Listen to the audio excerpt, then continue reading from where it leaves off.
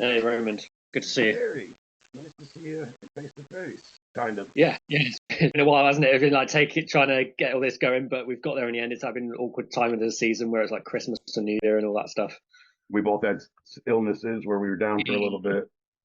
Yeah, yeah. And fun enough, it seems it would be both about our lungs as well, because yours was lung issues as well, wasn't it? It was. Yep. Yes. It was a bacterial or fungal infection. Yep.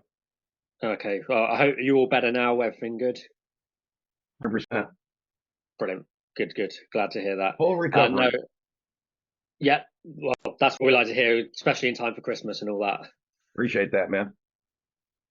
No worries. So yeah, no, I'm glad that the call went well with your client, and yeah, it's fine putting it back an hour. So I've got till about 6 o'clock, so we'll see what we can cover in that time. Awesome. And then essentially what I'll do is when I press record, I'll just do a quick introduction, but then you can kind of go into more detail and add anything you want to. And then we'll just have a conversation on kind of like DM outreach and follow up. And I'll probably have questions as I hear you speak. And then normally it just kind of flows in a conversational way, and then try and drop as many nuggets as we can. Love it. That's kind of the same way I run my live streams. So I'm with Perfect. it. I like to keep them relatively organic and not too structured, but Yeah. obviously you always got to give a little context, background, things like that. Yeah. Yeah. Exactly that. Perfect. So if you're ready, I'll press record and then we can get started. I'm always ready. Awesome. All right. Let's go. This meeting is being recorded. Raymond, it's great to have you here today. You are the man when it comes to DM outreach and follow up. So we're going to have a great conversation about that today. I'm going to let you first introduce yourself, tell everyone whatever you want to, and then we can start the conversation. Sure. Thank you for the introduction. The man, I'm sure there's a lot of people that are pretty good at DM outreach, but I've done quite a fair share, and I've taught a lot of people. In my initial company called PDocs, we've had over 2,500 students come through that program. And within there, I also run a little segment for some of my private clients called DM Academy, DM Setter Outreach Academy. So I teach, recruit, hire, and place setters into their business and get them up to KPI. So I've had some experience with it for sure.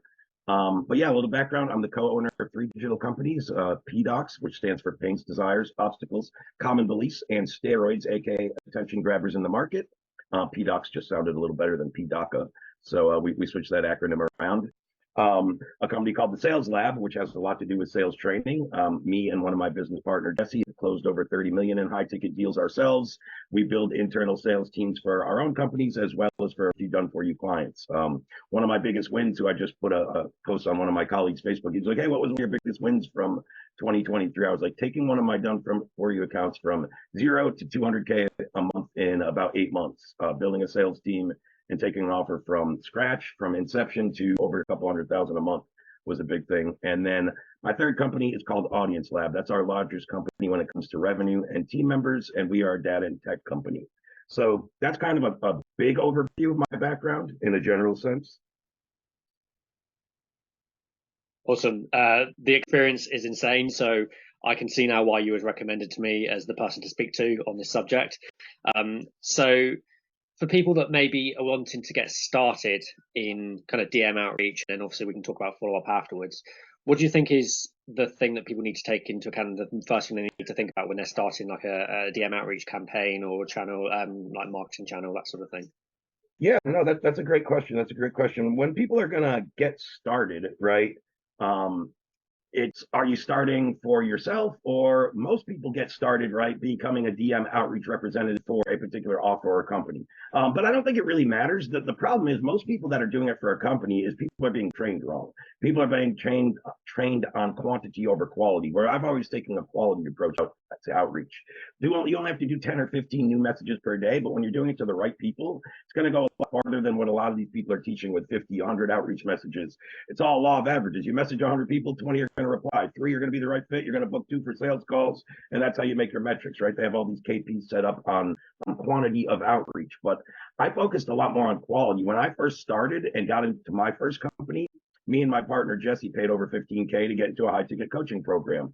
I'm not going to mention any names, but what I will say is we were taught the quantity approach, the 100 messages, everybody who likes and comments on your stuff is a lead, like a lot of stuff that I realized was a lot of wasteful. That's where the waste and the frustration and the burnout and the quitting happens, because you don't have a quality approach. You have a quantity approach, and you just have a lot of people I think a lot of people are under the impression I'm bugging people with my outreach. See, I never feel like that. I don't at all because I'm doing it organically. I'm not reaching out to pitch people, and I have a lot of faith in my product and my service and the transformation or the outcomes it can provide. So if anything, I'm reaching out to only help people, and if they don't want to hear it, now I know, right? Like somebody has to tell me no. I'm not going to assume I'm going to bug them. Tell me I'm bugging you. I'll leave it, like, you know what I mean? So I think there's a lot of also internal things that go on with people that they think that are like, it's almost like you're protecting yourself from something that hasn't happened yet. Like wait till it happens before you think it. You know what I mean? I love that you've talked about the quality over quantity, because that's something that I've given. I was curious about your approach, whether you would be the quantity or the quality type guy, and then it would go in whichever direction, basically. But I feel the same as you, and I think also the mindset. So I think I used to have that same thing. Both of them. One, I used to go for the quantity route because that's what I was taught, and another one as well. I think there was that idea of I thought that I was bugging people if I sent DMs. But I think that was because I was doing the quantity route, because I was sending 100 DMs a day. You can't have great conversations when you're sending that many messages. So ultimately, you are probably going to be bugging people with that approach. But when you go for the quality route and you actually have conversations, then I don't feel like I'm bugging people. And it sounds like you're the same. So I think it's great that you're talking about it. So when you go down the quality route, what do you think makes a quality outreach? Well, that's a great question. And it all starts obviously with kind of knowing your ideal client, your avatar, and then where you're finding them and how you're initially connecting with them. So what I figured out in that program that I was talking about, we paid a lot of money. And when I was first figuring out my process, which led to, kind of where I'm at now, what I realized in any coaching program, you take what's applicable to you. Never 100% of what any mentor guru is going to be applicable to you in your business and where you're at. It just won't be, right? So even in this program where we paid 15,000, I found the 20% that was applicable. The other 80% of the bullshit, I realized like that's not. It just didn't vibe with me, right? I don't care what somebody's telling me. I'm the business owner. I'm not going to change my messaging and my moral compass because some coach is telling me, right? So I took the 20% that applied, and then I filtered it out and split tested things, and I figured out, and then it was kind of ironic because that paid community of 15K or whatever, there was 200 or 300 students in that program at the time, and we were all in our own private community. So people started to see me and my partner posting more wins and signing more clients and less work, more results. And then they started asking us like how we were doing it. So I would get on private calls with them and be like, "Here, let me just show you real quick, absolutely free, like no expectation of return." And they'd be like, "Well, you just showed me more powerful than what I paid that guy 15 grand for." And when I started to hear that over and over again, I'm like, okay, well, I'm onto something here, right? And I was showing people how to take his approach of 100 outreach messages, multiple posts, comment, all that stuff, how to do that in one fraction, but get the same or more results in bookings and calls scheduled at the end. My outreach approach is about 10 to 15 new outreaches a day.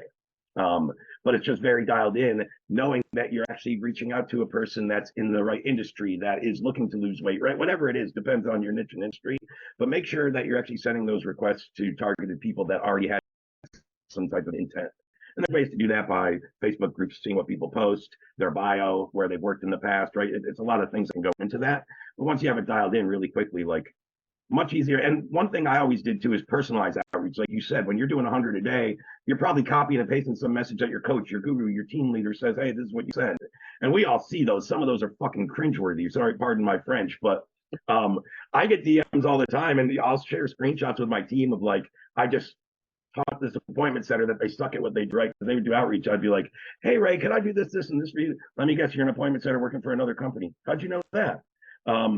I'm like, "Well, first off, you're reaching out to me, offering me 20 extra calls per month booked on my calendar. You know that my calendar is flooded and I don't need 20 extra calls. So your first approach and your first mistake is offering a solution to people that you don't even understand if they have that problem, right?" So two things went wrong there. Number one, they didn't look at where I was at in terms of awareness and sophistication level. They didn't know their prospect. They thought they were reaching out to a big enter that needs calls when I run 3 businesses that work very well, right?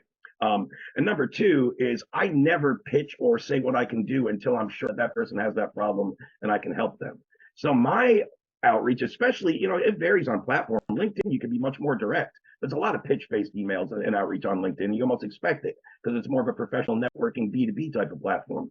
Facebook, look at as more of a B2C individual platform. Whereas when I connect with people, I never talk about what I do. My initial outreach message, if you and Gary, if we connected yesterday on Facebook and you were saying, well, my new connections for prospecting, I wait about 24 to 48 hours after I see you accept my request. Then I pick up my phone the next day and I do a voice note and I'll have a little list. Okay, 8 people accepted my request out of the 15 I sent yesterday. Now I know tomorrow when I wake up, I have 8 DM outreach messages to do because it's who. And I always like to wait 24 hours to 48 because that's what I expect. I know somebody, I accept their request and then they're in my DMs in 5 seconds. They're fucking pitching me something. You know what I mean? And that just, it rubs me the wrong way. So it's going to probably rub my prospects the wrong way. So I want to do it, right? That's one thing I always figured out too. If messaging bothers me, I don't want to ever mimic or do that because it's probably going to bother my person, right? But I just pick up my phone and do something totally organic. I pick it up, I hit Gary, voice note. Hey, Gary, hey, my name's Ray here, and I see we connected on Facebook in the last 24, 48 hours. Hey, rather than staying strangers on this platform like so many people like to do, I actually like to connect and introduce myself to everybody. So it looks like from the muscle car in your picture, Gary, you're into like 70s muscle cars. Hey, man, my dream car is a 68 Nova. I actually have a budget to buy it this spring. So cool, man. That was awesome. Hey, I'd love to hear some more about what you do. And again, my name's Ray. Just looking forward to connecting here and enjoying some more of your content, buddy. Click. Put it down. All about him, right? So as a byproduct, people come back and they're like, well, Ray, what is it that you do, right? They feel compelled to ask because you kept it all about them. Like, that's my approach right there in a nutshell. Yeah. I think that's brilliant. I think there's so many things I could pick up on there, but I think the first one is you talk about the context of why you're reaching out in the first place. You have a reason with most people that you're reaching out for. It could be that they put something in a group or they put something in one of your posts, a previous conversation. Who knows? There's so many different contexts of where you can set up conversations and then they're more likely to respond. And I think one of the things I noticed there is the difference between having that context and reaching out cold. When you're reaching out cold, all you're going to essentially be doing is pitching what you've got, hoping that they need it, where most of the time they won't. But when you reach out based on the fact that you know that they need something based on that context, or at least they're open to a conversation, then they're more likely to respond. And that's the approach I've always taken. I used to do cold outreach, and again, I was taught it. It was awful in a sense of you get like the amount it is a pure numbers game. You need to do a lot of outreach and a lot of volume to get any kind of results. But then when there's context, you can cut that right down. There was a guy who's kind of one of the best sales trainers in the world that I know of, and his is always 25 outreaches a day. That's all he does, but he makes millions doing it. Yep, exactly. I've grown 2 7-figure and 1 8-figure companies in 3 years. I would have never thought that could happen. And I don't, after my first few months and figured out my system, I don't think I send more than 15 ever. Yeah. And I think that's going to be something that a lot of people listening to this are going to pick up on and be like, oh my God, that they might not even think that's possible because they've been told this 50, 100 a day. But then when they take the other things that you've talked about, like the context and how you reach out to them and how organic it is and like personalized, that sort of thing, then it's like you can quickly see results with a lot less outreach, but the quality of the outreaches are much better. And I think that's the bit that people need to take from this, is that if you are doing less, you can't do the same things that the cold experts are doing, the ones that do cold outreach. You have to do it in a different way to get the different results. And it's like the things that you don't like about other people doing outreach, just don't do those things. Do the things that maybe other people have done that you have appreciated, or create your system that you think, actually, I would appreciate if somebody reached out to me in that way. So that's how I'm going to do it. Yeah, exactly. And one of the ways I mimic when I've tried to create like somewhat templated outreach, I don't like to do that. I like to keep it really personal. But at scale, you start to build systems, and I'll talk about that a little bit more. But when I've done that, I've gone back to what messages intrigued me or did I respond to in cold outreach? And then I saw kind of the framework of what happened. None of them tried to pitch me. None of them talked about themselves. That's actually how I got that kind of voice note thing. I was like, most of the messages that I replied to, they weren't voice notes primarily, but there were people talking about me, not themselves. And I'd feel compelled to reply, oh, he asked about me, now I'm asking, you know what I mean? I started to realize like, oh, I was doing that without even noticing I was doing that, you know what I mean? And the feedback I got when I started sending voice notes is the big difference between that and text is people can hear your excitement, your interest level, your voice inflections, right? Things like that. And it just, I would get messages back from, you know, a cold prospect. I sent that, oh, great, thank you for that voice note. Nobody does that. That was so cool, right? And just like how they come back in that energy, would you rather start a conversation like that? Or, hey, do you want 20 extra appointments on your calendar? You know what I mean? Sure. What's really interesting about that is I see a lot of people in kind of posts online. It's usually complaining posts, but I still like to take notice and see what people are saying. And I've heard a lot of people say that they don't like it when people send them a voice note in a first message. It's all right if you've had a bit of a conversation, but they kind of get turned off if it's a voice note straight away, because then if it's written, they can kind of read it in their own time, and then they can respond in their own time, and they haven't got to wait to be able to listen to it. But you're using the approach to send a voice note straight away, and people have said that they appreciate that. So yeah, so I suppose it's like anything. some people will appreciate your approach, some people won't, and that's just a given. Some people, you could write a message and other people will be like, well, don't like that approach. It's like someone's always going to find fault with whatever you do. So I suppose you've got to find the one that the general consensus is, we like this approach. Now that you mention it, I never thought about it. So you just said, I can't remember one negative response saying, I didn't like you sending me a voice. I honestly can't remember one out of all the ones I've ever done. And you think there'd be at least one. There's always complaints, but I don't even remember one. I mean, you'll get ghosted, but you will on any message to a certain extent. You know what I mean? My reply rate also went up by 16 to 18% from switching to a text to a voice note. So the response rate also went up. I tracked that over 6 months, and it was a 16 or 18% difference, which doesn't seem like a lot, but adds up as well. So I saw a better reply rate, but more importantly, what I saw is a better morale with the reply rate. People were like excited and into it rather than, you could read a message and I could say something, exclaim it. You could read it as Ray went to the store, and I might be saying, Ray went to the, you know what I mean? It's just like, people don't always, sometimes people read text and they take it out of context. I don't think you can really do that with a voice note. Yeah, true. And you know what? I think listening to that, I think I possibly know why it is that the people that do appreciate it will tell you and you'll have a great conversation. And the people who don't will just ghost you, but they won't necessarily call you out on it because you've been polite. You've approached them in a respectful way. So they might not like it, but they're not going to necessarily call you out on it. They'll just be like, well, that's not my thing. And then they just go about their day. So maybe that's what it is, because you're so polite and respectful in the way that you approach people. They'll do the polite and respectful thing by just, I suppose, not responding. Some people like to call that not respectful, but no response is a response, and it just shows that that's not their thing. Fine, that's okay, and then they can go about their day, you can go about yours. Which is fine. That's another way of not wasting any more of my time. Like, if it bothered you, whether you call me out or not, just ghost me, that's fine. Like, you know, I kind of know real quick, like, somebody will either reply or they won't, and that just lets me know I don't have to go farther, because a lot of people wait till they get really far into a conversation as well. I see this a lot before they try to like pitch, and then that person goes, right when you mention a price or a service, then all of a sudden you get ghosted. Like, I don't have to go through all that back and forth. Like, I know very early on, cool, you replied and you liked it, or you just didn't, no big deal. I mean, in that sense, anything is a quantity, is a numbers game, right? You're always going to have a certain amount of people that don't reply or what have you to any response, ads, email, copy. You know, it doesn't really matter your method there. Yeah, I like that. Everything's a numbers game, but everything will take different numbers to see results, and it depends on that approach and what numbers are applicable to it. Going back to the voice notes, one of the things I've noticed with you have a lot of really high energy when you're doing your voice notes, because you sent some to me. There's you notice that energy, you notice like the way you communicate is really like a powerful way. You've got a great voice. What about people that may be lower in energy and struggle with communication in that way? Maybe it's like a language barrier thing, or they're just not a high energy person. How do you think they should approach their voice notes if it just kind of doesn't feel natural to them? No, and that's a great point. If it doesn't feel natural, don't even use that strategy, but come up with a very original custom outreach message. It doesn't necessarily matter if you type it or do voice notes. It's all about your method of outreach. I've just had more success, and it works for me for a number of the reasons you said. I am confident. I am energetic. I do have a good talking voice or what have you that transfers well.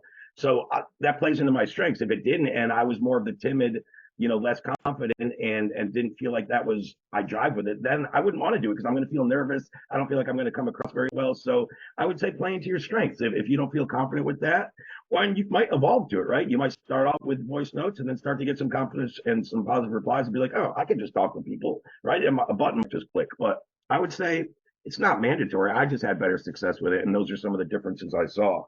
The other hack I'll give people, and the other reason I think I didn't get many negative replies or any, is because I'm targeting people that I know are open to hearing about opportunities, right? I'm not just targeting Jane Smith on her treadmill for weight loss because I saw her on a treadmill. I'm targeting people that I know have commented, yes, I want help with this. So one of my big hacks for finding these people is competitors' ads. You know how many competitors' ads just have people below, I'm interested, I want in, but they never actually click the ad and book a call. And do you know, in addition, how many more businesses don't follow up with that engagement on their ad? It baffles me because one of my companies, I'm currently spending $35K a month on Facebook ads. I reply to every damn comment I see. I paid to get that traffic there. They commented they're interested. They didn't click for whatever reason. We all know a certain amount of people will see an ad with a learn more button and they'll ask, how do I learn more? Just like you click the button in the ad, right? But people just don't, right? So I reply to every one of those. But what I find is other companies that are serving a similar market with 20 comments saying, I'm interested. I'll actually screenshot that comment in the ad. Then I'll send a friend request. Once they accept, I'll send a screenshot. Hey, did anyone reply to you about this yet? Of them saying I'm interested, right? No, Ray, I'm not sure. Do you work for that company? Or I don't even remember what that ad was. Actually, Gary, I don't really work for that company. I saw your comment. And I was surprised that nobody got back to you. I am an opportunist, right? And I also think, based off what you were interested, this would be really interesting. Go check it out and let me know your thoughts. I You know how well love it. that works?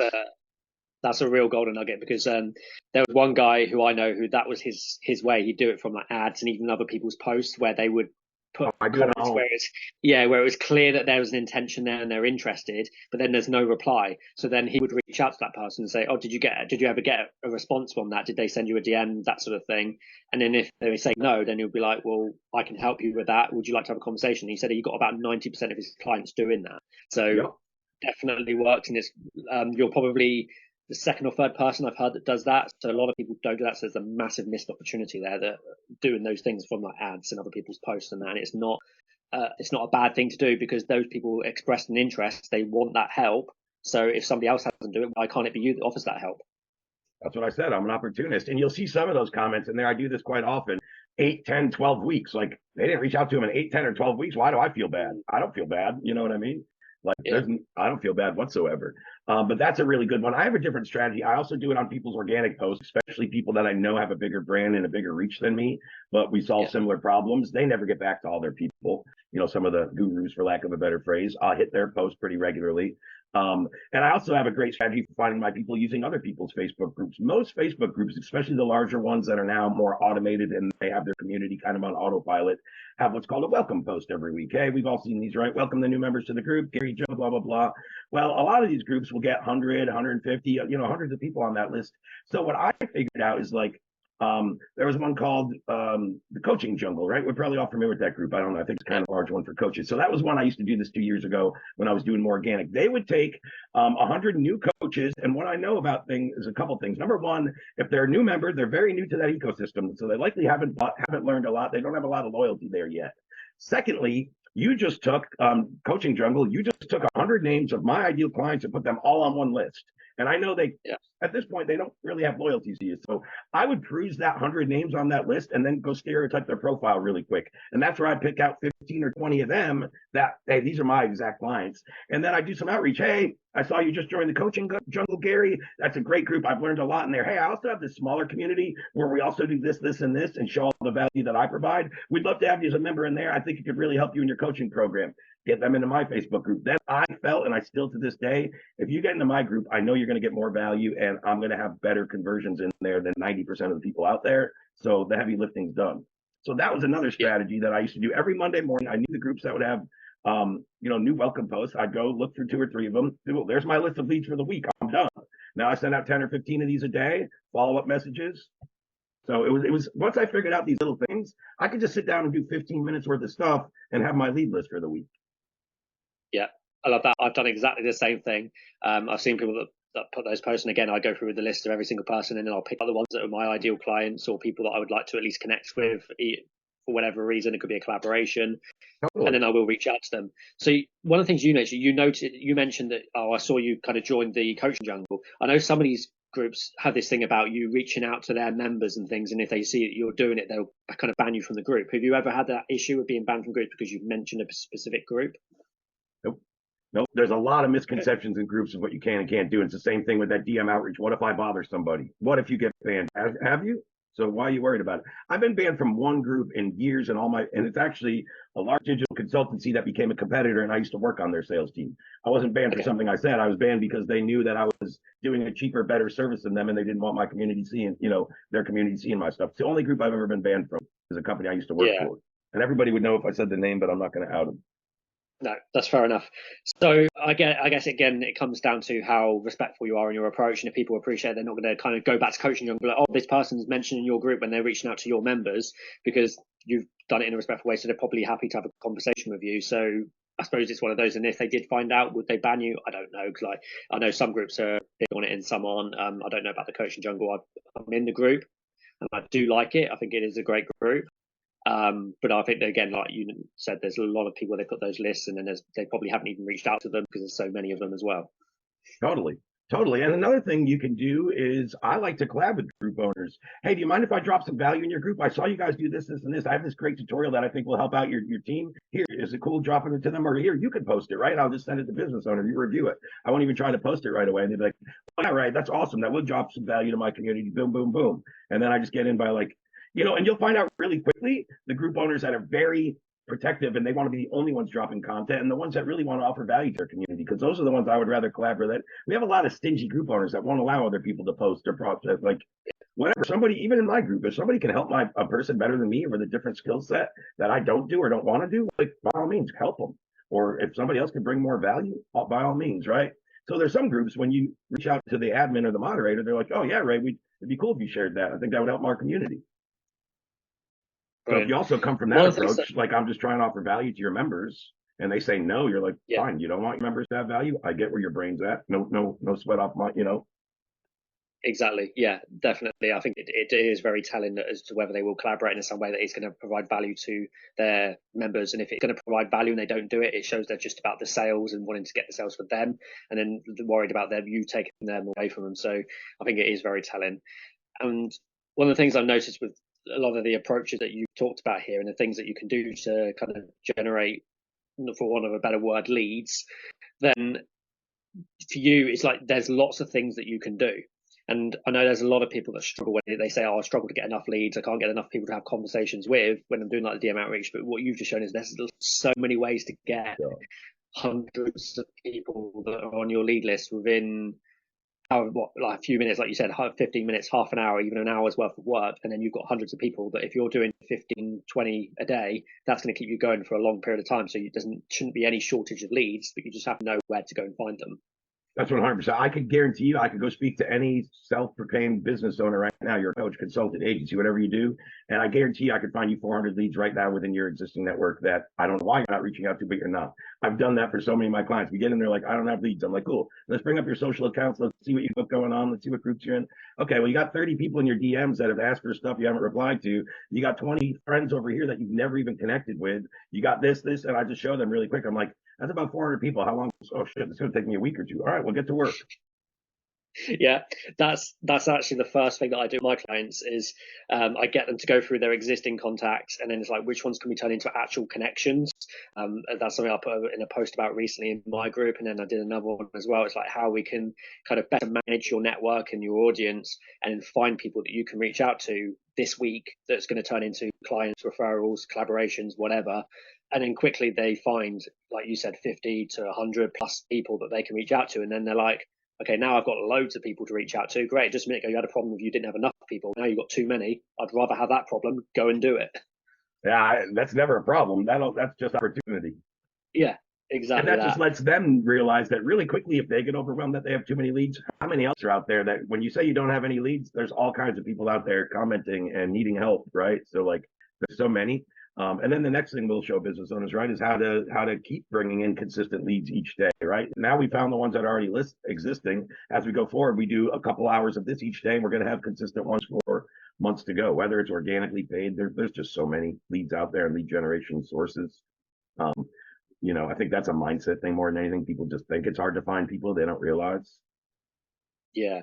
So you talked about ads, groups. What are some of your other favorite lead sources that you've got?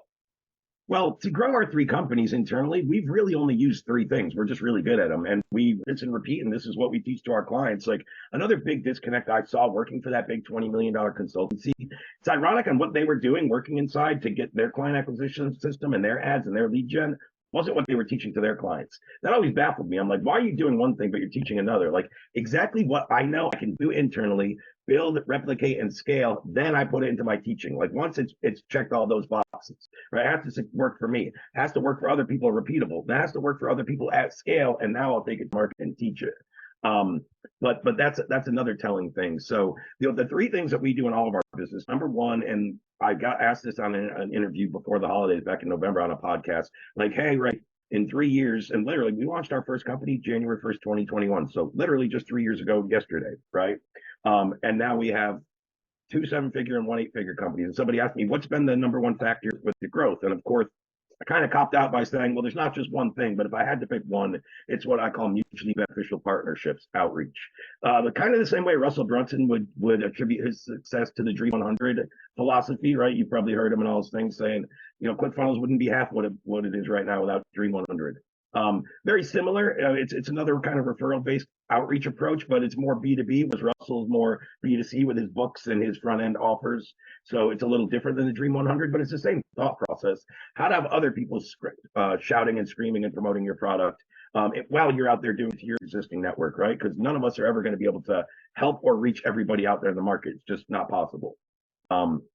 So we do that by two main ways. Number one, we have this awesome MVP going right now with the company spending $250,000 a month on paid ads, and the link to our audience lab is in their advertising. So even if I'm not running any ads or organic right now, I have another company spending $250,000 a month with my link to my products in their ad campaigns. So that's one great way. And how do we do that?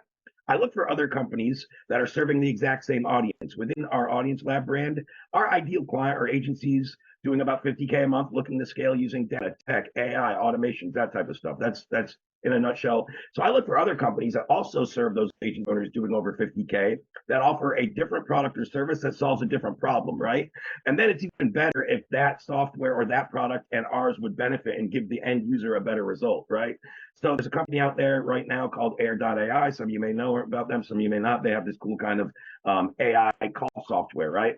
So first off, they became a customer of ours at Audience Lab and started using our data. And right now, they're in my current ad campaigns. I'll send you over one, Gary, just so if you want to see it. We're using them as a case study. But off that $250,000 in ad spend, they were generating about $3 million a month in revenue. Pretty good. Within 60 days of injecting our tech into their same $250,000 a month, they now did $11 million in revenue. So their revenue over 3x off the same ad dollars just by embedding our data and technology into their advertising campaigns.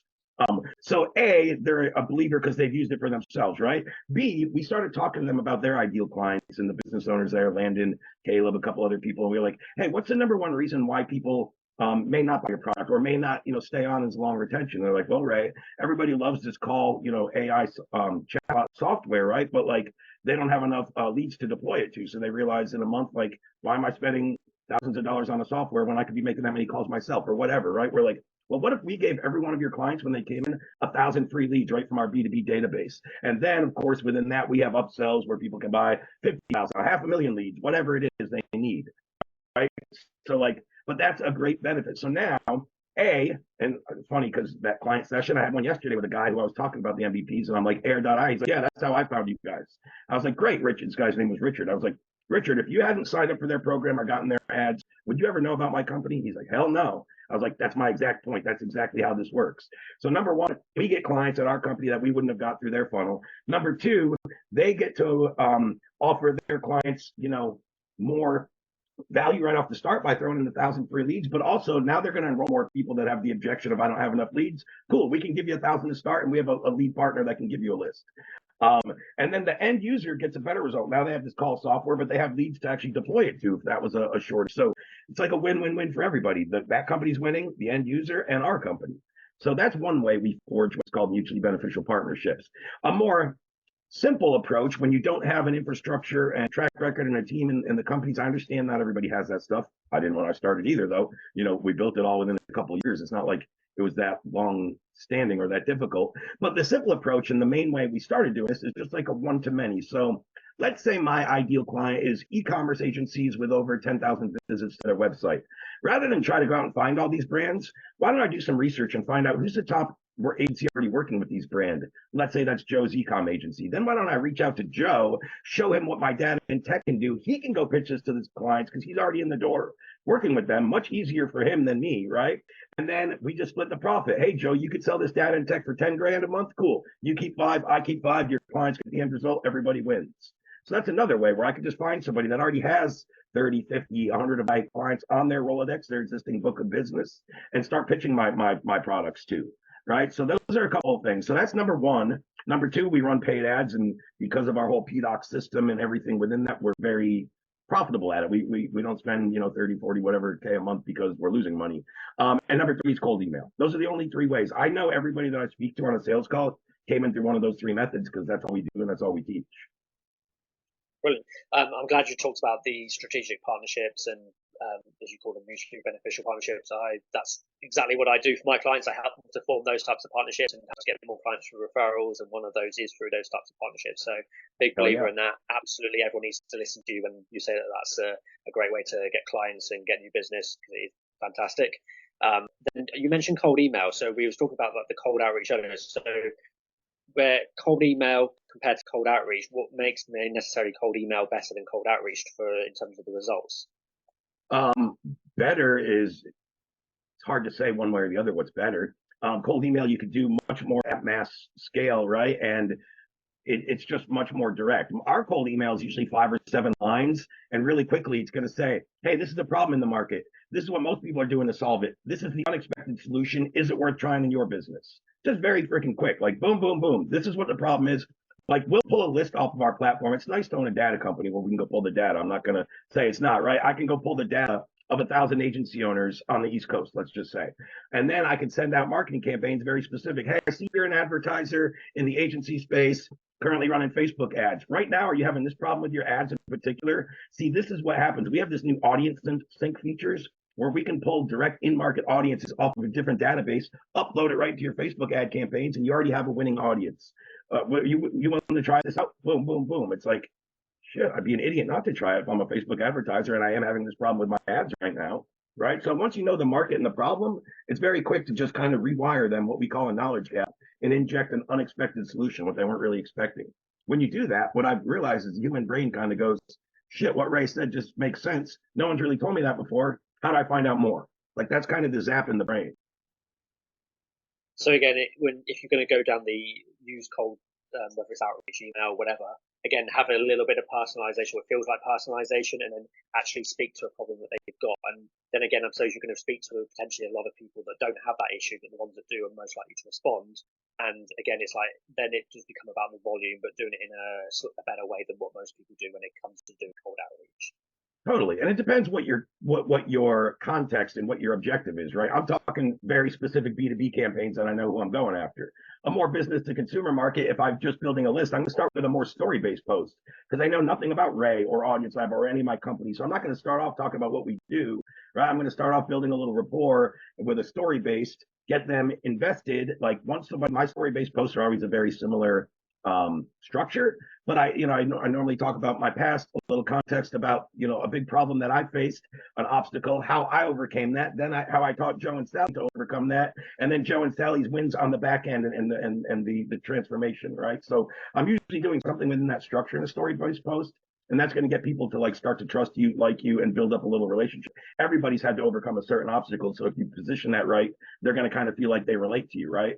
And then seeing you overcome it, not only overcoming it and succeed, but teaching other people how to succeed, then they start to build up the belief that maybe it's possible for me too, right? Because a lot of people just think, hey, just because Ray had success doesn't mean I can. But then if I show them Ray did, but then Ray showed Jess, John, and Bobby, and they all had success, oh shit, if Jess, John, and Bobby can do it, maybe I can too. Yeah. And then it goes back to what you talked about earlier when you go into like a coaching program, whatever, it's take what's applicable to you, take what works and what kind of resonates with you, use that, and then discard the rest, and then maybe have it in your back pocket for the future if it actually becomes more applicable then. So I think that's what it's like. There's so many different strategies and systems and tactics that we can use. It's finding the ones that work best for you and can work around you, your personality, your lifestyle, your business, all those things. And then it's essentially just put it into action. And I suppose that's the thing in it, is a lot of people possibly doing things that they don't really want to do, and that's why they're not getting the results, because they don't really want to be doing it, so they're not consistent with it. But then if they were doing a system that they actually enjoy doing, they would be consistent with it, and then they can make it work around that. 100%. That goes back to a lot of it. I always say, and something I taught my private students 2 or 3 years ago that I probably still repeat, is what I call the CIA method. If just you could do these 3 things every day of the week, you're going to be farther than you were the month before and the month before. It's consistency, implementation, accountability. Consistently be out there doing the things, implement what you're learning. Don't just, I see so many people commenting on what's called 2-step posts, right? Hey, you want my free master class or my free this? And I see the same names now being in this space for years that I saw 2 or 3 years ago commenting on.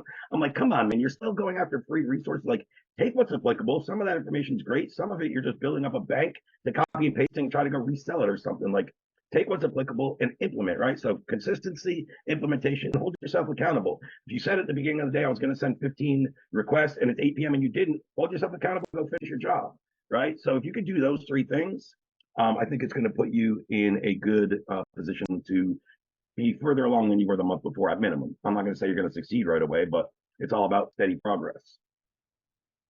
Yeah. And already in this conversation, I think if people take the things that you've dropped here, like the value that you've dropped, it's going to be more valuable than a lot of these courses that are paying 5-10K for, because there's so many things that you have to go and implement it. If you implement the things that you've talked about here, they're going to see results. No two ways about it. And you've talked about a lot of things that I've done myself and I've seen the results, so I know how great they are. But then you've also talked about some things that I don't do, which based on the things that you do that I know get results, I'm sure they do as well, and they're fantastic. So let's now go into the follow-up bit. There's another subject that we wanted to talk about. What's your approach to follow-up, and kind of what would you suggest to people that maybe aren't doing follow-up at the moment or not doing enough of it to actually create a system that's going to get results? We have a saying on damn near every sales team I run and manage, including my own daily: the sale is in the follow-up. It's that simple. That's how I view follow-up. If you're not doing it, you're missing opportunities, you're not doing your job, and you're not doing justice to your prospect the way I see it either. Because if I don't follow up and help this person, odds are they're going to go somewhere else. And I don't feel like many companies are going to do as good of a job in delivering the results, or delivering on the promise that they provide in their program. We all know the biggest black cloud in the consulting coaching agency is over promising and under delivering. And we've all heard horror stories from our clients on how much they spent, how much they resent a certain person, yada, yada, yada. So I feel like if I let them fall out of my ecosystem, go elsewhere, I failed them as well. You know what I mean? We're very diligent with follow-up. So the things I would say is always keeping notes, be as organized as possible. Maybe early on you don't have the luxury, but as soon as you can, use a CRM, organize your pipelines to keep detailed notes, and set yourself tasks. Never get off of a call or a conversation without setting up the next appointment. So for instance, if I know you're not buying today, Gary, and we're on, say, a triage call, okay, Gary, great. So I'm going to send you over that homework assignment so you understand a lot more about what we do. More important, Gary, I want you to understand how it's going to apply to your business and what you're doing. After you've reviewed that, we'll get you on the next call with our senior advisor, Mark. He can run you through a full in-platform demo. And at that point, if it makes sense, we'll talk about price, programs, and product. Does that all sound fair, Gary? Yeah, man, it does. Cool. Do you have Tuesday at 4 or Wednesday at 6? So I usually give them 2 time frames within the next 12 and 24 hours, respectively. Lock them in for that next conversation before I ever get off the call. All kinds of little things like that, but just being very diligent. If I was to bring you in my CRM now and you see the notes, or initially after a call, whether it's a sales call, a fulfillment call, a prospect, an existing client, I have resources and follow-up to send, and I'm there within an hour. Hey, here's the resources from today's call, and then I'll SMS you. Hey, Gary, check your email inbox. You might not have seen it, but there's some resources in there based on today's conversation. And then I'll just have a reply in my SMS thread in my CRM. Thanks, Ray. That's awesome. I received it. Looking forward to reviewing this stuff. Cool. And then I keep them in the pipeline. A day or two later, hey, Gary, did you get a chance to go through those resources I sent you yesterday? What was your biggest takeaway from the video? And that's what re-engages them. Well, I loved how you talked about your match rate optimization and lowering Founder Magazine's cost per acquisition by 86%. I could totally see that threat. Awesome, man. So you ready to get on that call for the demo? Yeah, I am. Boom, boom, boom. So that's kind of just an overall flow of what I do. Yeah. And I think that's a great approach as well. I think the mindset thing that you talked about at the beginning is like the mindset of, I'm doing them a disservice if I don't follow up with them, because they could end up in the program that's not as good as ours. And then having that belief in you need to have that belief in your product or service or whatever you sell, that it is the best out there. And if you don't, work on that first. And then when you believe it is truly the best out there, then you owe it to that person to keep reaching out to them until they tell you to go away or whatever. But then if it's really what they need, most likely, the thing is, you're going to have a great conversation. You're going to give them exactly what they need, and they're going to get the results, and then everyone's happy. 100%. I like to say, as a salesman myself, my number one goal and what I look for, I train and work with, and I've worked with some of the better sales trainers and companies and on their teams and with them on collaborations. I always say what I look for in my A level sales reps, the guys that are closing lots of money in deals and making great money, is they're the people that will get uncomfortable about holding a prospect accountable to something they said early in the conversation. We teach people how to do what's called tie downs, how to extract information, which you're going to tie them down to later in the call. Hey, Gary, didn't you tell me that if you don't lose that 30 pounds before your daughter walks down the aisle in 5 years, you might not make it? So why is there a reason to hold off right now today? When is a better time to get healthy for your daughter? right? So if you get into the conversation, you extract the right things, you tie them down, and you hold them accountable to maybe an uncomfortable conversation, something that they're going to come back to 30, 60, 90 days later when you're in a program and say, thank you so much, Ray. I'm glad you held me accountable and made me make that decision. Best thing I've ever done in my life, right? Those are my reps that get the best results. And that's the same with anything. It's the people that can hold them accountable. You make sure you extract what they say. Yes, I have a problem with that. Yes, I'd like to achieve this result. And then later on, when they're like, Ray, I'm not so sure. Wait, you told me 10 minutes ago you wanted this now, not 6 months from now. What changed in the last 10 minutes, Gary? Oh, because I brought up price, all of a sudden your goals changed? Why did that happen? Are we scared of money? Let's have an open discussion. This sounds like it's more about money. Well, yeah, Ray, it is more about money. Now I got to the true objection and not the bullshit brush off that they gave me, right? I love that, because that's when you use that approach, it is holding them accountable, it is serving them, and I think that's when it comes to sales, you should be serving them, and you're not serving them if you don't kind of call them out on that. And then you're not being pushy, you're just asking them things that they've already said themselves, and just saying what is more important to you, the money that you're going to spend on this, or like you said, walking down the aisle with your daughter, that's going to probably be the most important thing to them. So it's like get them to think about that and like, give me 1 second, Gary. 1 second. Yeah, no worries.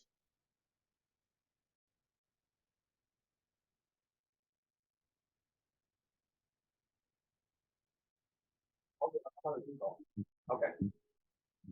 Yep.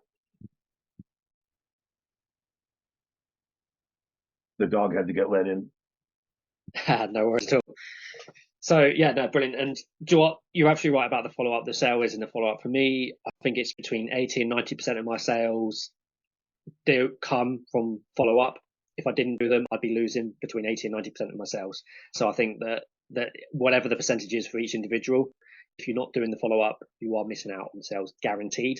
What percentage it will be, I don't know, but for me, it's probably about 80, 90% at the moment at least, and consistently over the last few years since I've started actually being like doing follow up religiously. Yep. No, 100%. I was just bringing it up for context. This is Slack, my team's closed deals and cash collected channel. And speaking of follow up, this is a good example because I only have 2 closers right now in my high ticket audience lab offer. A guy named Mark and a guy named Adrian. And this was on the 2nd. So is that today or yesterday? I don't even remember what day it is. Yesterday, right? Yesterday. Yes. So he closed 2 deals for 7,000 and 3,500 respectively. Two deals for over 10K yesterday, both off of follow up. Day before a $3,500 deal. Day before $2,750 deal. And Mark always puts like who was from follow up or who was a 1 call close. Every one of these I'm seeing came from follow up. There's very few like 1 call, first call. It happens online, but like most of your sales, like you said, 80, 90% are going to be in the follow up. So I just looked through and accounted for over 20 grand in revenue in the last 48 hours just from follow up. Exactly. So that proves my point. It proves what you've been saying. So for anyone out there that's not doing follow up, go and do it because you're missing out on a huge amount of sales. And then if you feel like, again, it's been too pushy or too salesy or it's not you, find a follow-up system, find a way to do follow-up that works for you because you need to be doing it. However, you're going to make that work for you. And again, it'll be like everything else. There'll be certain parts that when it comes to follow-up that won't work for you in your business and your personality and all that, but then there'll be other things that can. So it's create the system that works for you. And the thing I would say to speak to that, if you are thinking like that, like Gary just said, it's usually one of 2 things. Number one, it's your own mindset and personal limitations and insecurities or uncomfortable with maybe your skill set or your acumen. Or number 2, you don't fully believe in the product that you're selling or pitching or created, right? So those are things you got to solve a little on your own before you're going to have all that mindset right. But those are the 2 most common reasons I see people are hesitant or apprehensive. It's usually one of those 2 things. Yeah, absolutely, completely agree with that. I think that is the 2 things I see most often. It is going to be a mindset thing, or like I said, yeah, definitely those 2. Brilliant. I've really enjoyed this conversation. I've learned a lot, but I think it's also reinforced a lot of what I already believed and sort of seen has been working. I was curious to kind of see what you would come up with this when we had this conversation, because it was kind of like if you went a different direction to me, we could have a great conversation. I could kind of see where I'm going wrong or where what I use works differently for you, but it's quite similar anyway. And I think there's going to be a lot of people that will watch this and be like, okay, now I can understand how to use that reach and how to do follow up and all that sort of stuff. So yeah, thank you. That's awesome. You've dropped today. The value has been insane. before we go, is there anything that you would have liked to have covered in this conversation, or any questions you would like me to have asked that I haven't, that you'd like to kind of just kind of finish off with before we kind of end this conversation?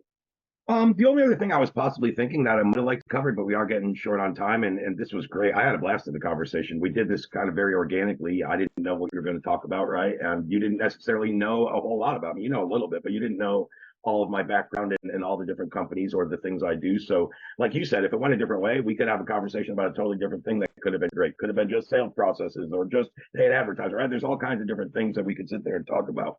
But the one thing I would have kind of liked to go over is we have an awesome system, and we didn't really get to this today, but how to make your outreach when you're at that point kind of into a system and scalable, right? Because I talked about a lot of personal things or a lot of things that might be contingent on you, the business owner at the time, doing this for yourself. I would like to go over a little about like what I show my private clients in terms of the system that we've laid out on how to systemize this. So maybe another time, that takes 15, 20, 25 minutes just to go through that by itself.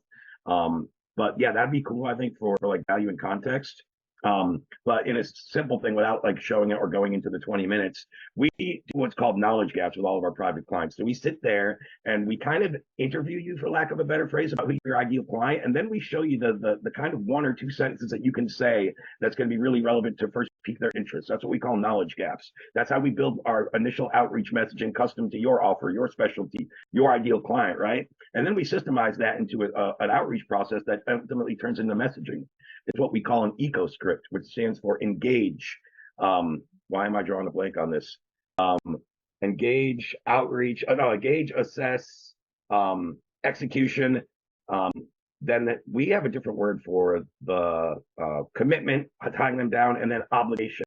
Obligation is just really where we're verifying that they're going to show up, or the accountability frame of a conversation, right? Holding them accountable. You can engage, assess, assign, call to action, obligation. I had a brain fart before. That's what ECO stands for. So we take the knowledge gap out and extract it, and that's your engagement. That's what's going to draw engagement with your audience. So we kind of show you, I can show you on a cool little Miro board or a diagram what that's like if we decide to hop on and do another call about this. Then we get into assigning the new frame. That's where we say, like, hey, Gary, this is what you thought was the problem. You thought you need more leads, right?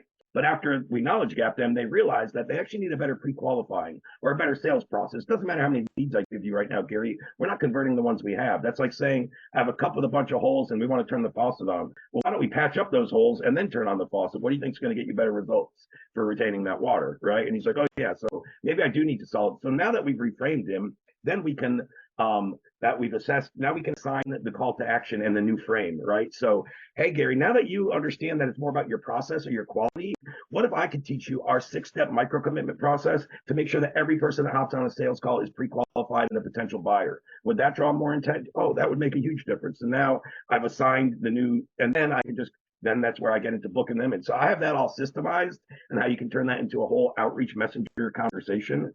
And that's how we grew PDocs at one point. We were having a bunch of DAs do outreach, literally copying and pasting this ecosystem and booking everything organically. I mean, we didn't always run 30 grand a month in paid ads. We started, 100% organic. Probably our first year, we never ran a paid ad. And we scaled with outreach, DAs, and this particular system. So it'd be cool to share that in a future time if you'd like. Yeah, definitely. I'd love to do that, because I think we have talked about a lot that's kind of applicable to kind of like the people that are doing this themselves. But again, like you said, if they then want to bring other people in to do this for them at some point, whether it's like VAs, appointment setters, closers, all that sort of stuff, then they're going to have a system for it, because they need to teach what they do that works to the people that work for them. So definitely we can have a follow-up conversation about that. Awesome. Again, some value. So thank you for covering that as well. I'm looking forward to the next one on that already. So yeah. Thank you today. If somebody, I mean, I'll be pushing this out to people, letting people see it, because I think there's, again, the value is just insane. But if anyone wanted to reach out to you directly without going through me first, what would be the best way to reach out to you? Or we'll put your kind of Facebook profile link in that. That's the best. I'm on Facebook very regularly. Yeah, hit me up in my DMs, or just, connect on, send me a friend request, what have you. I'd be happy to help out, answer any questions, send anybody any resources that might be helpful. But yeah, no problem. I don't have any expectation of you to do anything in getting me out there. It's no big deal. I'm just here to to drop what I can and try to help people. The last thing I want to say of the conversation is what I said at the top may be very applicable to anybody that watches this, right? Out of what I talked about, maybe only 20% is applicable to you. I know everybody doesn't have the companies and the bandwidth and the resources for everything I said to get started today, but take away whatever's applicable. And if anything, what's applicable to everybody is consistently set yourself up with an agenda, task to do, implement those things and hold yourself accountable at the end of the day. If you take anything at minimum, start doing that with some of the strategies that I mixed in, whatever one resonated, right? You might be like, I don't want to comment on someone else's that, so I don't. I'm not going to tell anybody to. I'm just telling you what worked for me. But I guarantee something that I said is like, oh, that makes sense. I should try that, right? Absolutely. I'm glad you said that because again, we picked up on this a few times, but it is so important to kind of put that out there that not everything will be applicable, but the things that are, go out and really use it and go and implement it and be consistent with it, and then you will see those results. That's my message. Awesome, Gary. Thanks for your time, man. Thank you. I appreciate it. And yeah, we're looking forward to the next one already. Yeah, let's stay in touch. We'll talk soon and we'll schedule another one of these if you see some value there. Perfect. The recording has stopped. Awesome. Thank you for that. That was really good. Like you said, you had no expectation of me pushing it out, but I will be sharing this with a lot of people because there is a huge amount of value there. So there'll be people in my community now and in the future that come in, and I'll be showing this to them. And then at some point, it may bring you clients, it may bring you new connections, who knows, but it will bring you something because I'll definitely be sharing this with anyone that kind of it's applicable to. I appreciate that. This was a good conversation. Appreciate your time. And yeah, it was definitely fun going back and forth with you. I think we have a lot of similarities and commonalities into how we view online business, the type of things that are important to us and more value driven. That's one thing I was big on in all three of my companies and anything I do. It's like have your core values. I picked out these 4 things. Exercise, I did a Tony Robbins exercise like years ago.